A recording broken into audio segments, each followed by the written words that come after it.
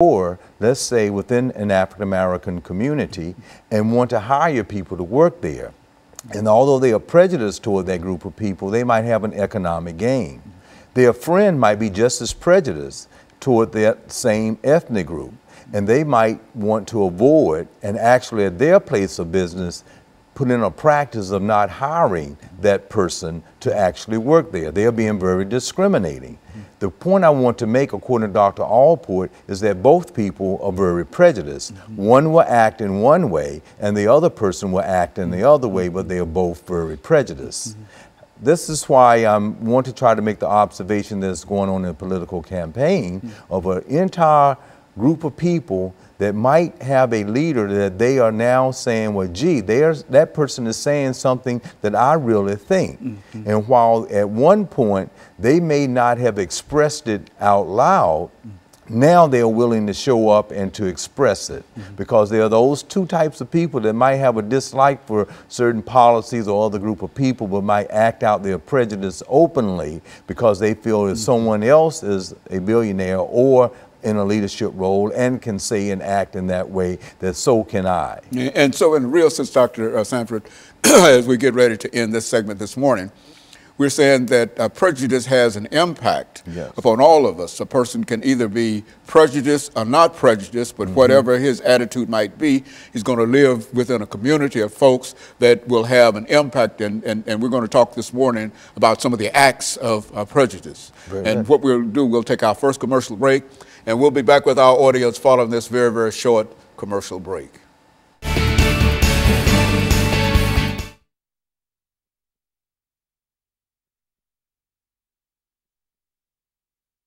He has these 5 different acts of prejudice, and I want to kind of get through them. Then I want to be able to come back in that other segment and spend time and see what's going on with groups of people who might belong to a police force, that might be real cordial, might go to church to people, but they still might have that prejudice attitude, and they may not act in the church toward it, but they might be a police officer and see someone and then act in that way. Okay, and what I have to do is to bring us back into this second segment and let you give that out. You don't want to confuse me with too much information. Just those acts on prejudice. That's where you ended out. Yeah, the acts on. We're gonna come back. We're gonna hit it. And I was hoping I did an okay job in setting up how you can have two people, just in 2 different people. Yeah, well, that's 2 different. They could be friends, and one will act on it and discriminate. Everybody is impacted by prejudice one way or the other. That's it. You see, and so either you are or you know some of your friends are. That's right. And you have to deal with that. Very good. All set? Well, I think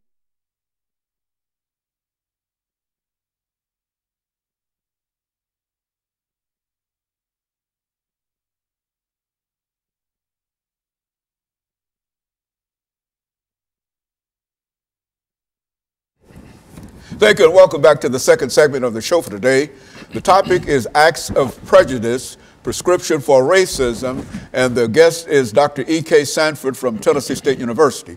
And Dr. Sanford, during this second segment, let's give you an opportunity to lay out for our audience this morning some of the things that you consider to be acts of prejudice, and that will give us an opportunity to further lead this segment and then go into the next segment and develop some of the things that you're going to talk about during this segment. Okay. Yes, again, and a prejudice is a negative attitude that a person or group of people might have toward another, a dislike. And as we stated in the last segment, to kind of follow up just briefly, is that they might have this dislike and not really link that to the way they may think or feel or be unaware of it. Dr. Gordon Allport, in his classic book entitled The Nature of Prejudice, he has 5 different levels of acts of prejudice. The first one he calls, it's a funny word, he calls antilocution. And antilocution is just a word that he means that a group of people may gather and they might hear someone and they might say, well, yes, I really believe in what that person is saying. And they might listen to it, they might come back to the second and third meeting about it, but they are not at that particular point willing to go out and to do anything other than just listen to it and agree to it. Now, the second level of an act on prejudice is that of avoidance.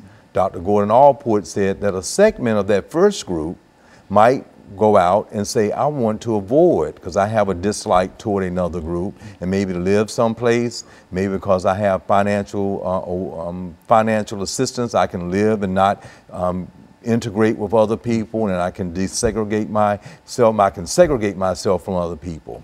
That's avoidance, when you can just want to stay away from that other group. You have that dislike and that negative attitude. Don't want to have anything to do with it. Then the third level of it is that of discrimination. Now, I want you to see that second, you don't want to have anything to do with them, but you might not do anything negative against them. But that third level is a subgroup of people that might not want to have anything to do with the person, but they will actually discriminate against an individual. Find themselves in a situation where they have to deal with that group. Yes, is that what we're, that's right. Or if they have to hire, or if they are working in a particular place, they might see that a particular person is checked that they are of a particular ethnic group, and then they might do something that is discriminatory toward that group. So that's an act on prejudice, because you, in your mind, have this attitude about a person that you might not even know, but this dislike, and you might act on it in a very discriminatory way. We can look at history and our laws that at one time said that people that of a certain ethnic group would have to live in a certain area, they couldn't go to certain schools, and so an entire civil rights movement had to take place for those changes to come about. Even those that are listening might think, well, institutions just always wanted to be fair in having athletics, but a movement had to go to have a certain title to be changed for women to have the right to play sports, because they were discriminated against. So then he looks at the next level of acts on prejudice, is that a physical attack. Okay. That's when they have this negative attitude toward this other group, that they're not only wanting to avoid and to discriminate, but they're going to organize themselves to actually go out and to then physically attack another group. We might remember the dark history in America where the Ku Klux Klans may have gone out and burned houses down, crosses, very intimidating. And that was a physical attack. And then the fifth level is called extermination. That's an act of prejudice where you're so racist toward another group of people, you target them and try to really do away with the entire group. That's extermination. Physical extermination. Physical extermination. Yes, you were just clearly trying to do it, and we can see that's the reason of World War II, because of what happened in Nazi Germany. Those types of things occurred. So we have those types of examples of acts of prejudice that is within our society today. Now, what I wanted to try to share that for is simply this.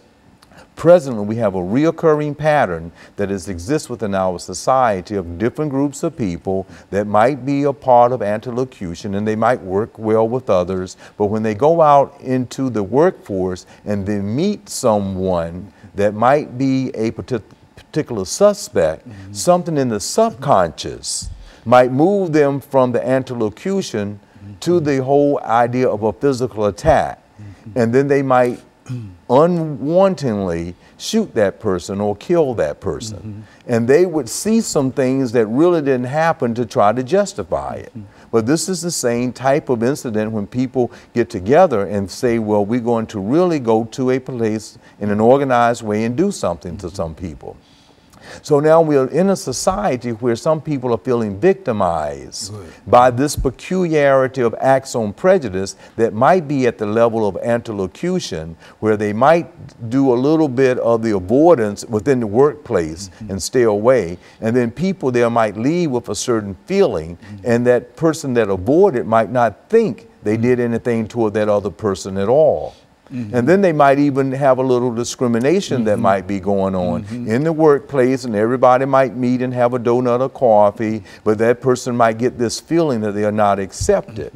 And now they will then have some of these acts of prejudice where they might move to then do some physical attacks because what they have personally felt is going on in their life, that they went to school, they tried to assimilate, they learned the language of the dominant group, they're dressing like the dominant group, and they're still not being treated fairly.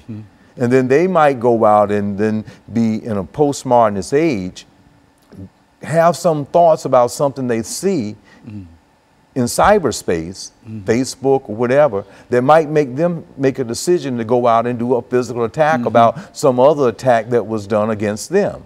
So it becomes this kind of an integration of something that is going on that's an act on prejudice that moved into a physical attack by another person that might not think they did it, but they actually did it to that individual. And so in a real sense, Doctor, we're saying that sociologically, yes, that a person can not have a prejudiced bone in his body, but his relationship with other folks, the kind of conversations that he becomes involved in, can move him from that first act up to the last act simply by the environment and the things that he hears that are said in reference to that group or that individual. Is that what we're saying? That's what we are saying, and we are not saying 100% of that group. We are saying that in that antilocution, going back to if we can just observe what's going on before us in a national level at political campaigns, how you might have an entire group that might get at the same group that would have done physical attacks. Number 4, Ku Klux Klan, David Duke.